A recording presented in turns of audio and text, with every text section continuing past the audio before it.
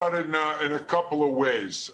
From a expectation of inflation, right? That would be a driver potentially of higher bond yields, and we don't really see that as a key driver. If you look at the building blocks of the measures of PCE, personal consumption expenditures, about 25% of that is coming from healthcare, whether that's healthcare services or pharmaceutical and medications. And the other probably 15 or 20% is coming from housing and housing related aspects. We don't see a lot of inflation in those areas that would cause a major increase in bond yields. Our forecast from my colleagues in interest rate strategy looking around 1.3% 10-year U.S. Treasury yields by the end of 2021. It's a year from now.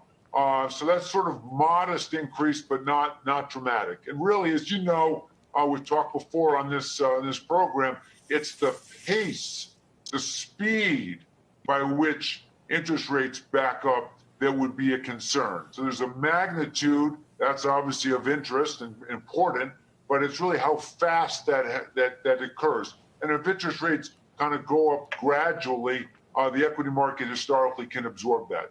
Yeah, David, it's Morgan. It's good to see you. And just to dig into that a little bit more, I mean, you're talking about that inflation outlook from your perspective into next year, but nonetheless, with stocks near record highs right now, I mean, Fed liquidity has been a big part of the story. If we do see this economic recovery, vaccines begin to become much more mainstream next year, what does that mean for Fed and more broadly central bank policy and all this liquidity in the market, especially given the fact that you do have this 4,300 price target on S&P?